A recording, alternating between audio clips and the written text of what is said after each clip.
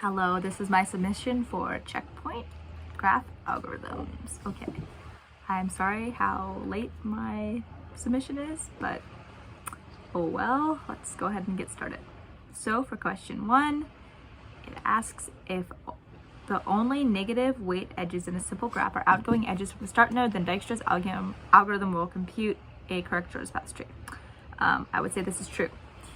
This probably would be false if it wasn't having to do with the start node, but because we know that Dijkstra's algorithm, unlike other algorithms, like for example Prim's, Dijkstra's algorithm really cares about the shortest path from the actual starting node, right? So that means adding up all of the edges from the starting node to a certain other node that we're looking for the shortest path to. So obviously this can get messy with edges that have negative weights because it messes up the sum, which could yield an incorrect shortest path. The only way that this wouldn't be a problem is from the start node, because from the origin, the start node, to the first outgoing nodes, we know that the shortest path is going to be that particular node with the edge weight that is negative, and we know this because there's no other edges to consider here. It's just start node to the next outgoing node, and there's a negative edge weight. There's nothing else to add to the sum, so there's no way for it to get screwed up here. So it can result in a correct shortest path tree only if the negative edge weights are outgoing from the origin. I will say it one more time because there is no sum that we have to worry about here. Okay, question 2. Suppose we have the topological sorting of nodes in a DAG. If node U appears before another node V in topological sort, then there must exist a path from U to V in the original DAG. So this is definitely false because I proved it false. Basically, I wrote a graph here, and as you can see, node D is outgoing from A, just like B and C.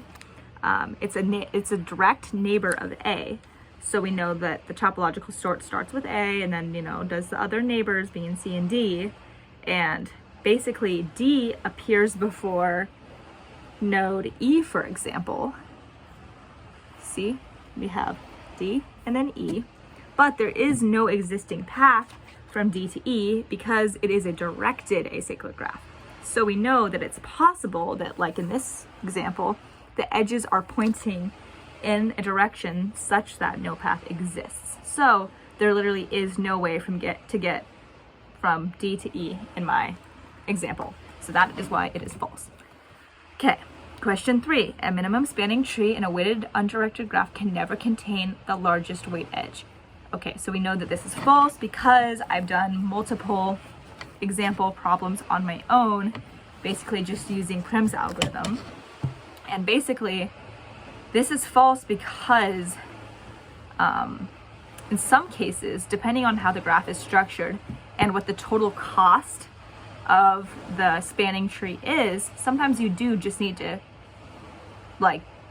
contain the largest weighted edge. Sorry, that was awkward sounding. But basically, sometimes you just need to use that edge if that results in a minimum cost, which would result in a minimum spanning tree. So I drew out a graph here, and I drew the minimum spanning tree, and it actually does contain the largest weighted edge, because if I do it any other way, the cost, aka the sum of all the edge weights, is higher actually if I exclude the largest edge. So the only way, after running Prim's algorithm for this, that I can get to a minimum spanning tree is including the largest weighted edge. So as I say, it really just depends on the graph and how it's structured. A lot of the times, the larger weighted edges and the largest weighted edge are not included, but it's nuanced. It depends. Okay, question 4. I will try to keep this short. Basically, we are given an implementation of Dijkstra's that uses special min PQ, and then it gives us the asymptotic runtimes. We have add is theta n, remove min is theta n, contains is constant, and change priority is also constant. So then it gives us the code, and the answer that I got to was big theta times the absolute value of v squared plus the absolute value of e. How I got to this was basically going line by line I'm referring back to the asymptotic analysis runtimes that I was given at the very top. And basically, if we go down, we can see we first have perimeter.add, which is runtime of big theta times n. And this is still when we're doing the vertices, so this is still v. And then we have a while loop saying while perimeter is not empty. And then we have vertex from equals perimeter.remove min. And we see remove min here, when we go back to the top looking at the runtimes, is also big theta event. So we know that we have two of those in the vertices runtime. So that is where I got the absolute value of v squared. Now for the e, we go into the for loop that has everything to do with the edges. And basically we look down and we see that we have the contains method, the add method, change priority. But since we're doing worst case runtime here, we're gonna have to go with the worst case being using perimeter.add, which results in a runtime of big theta times n.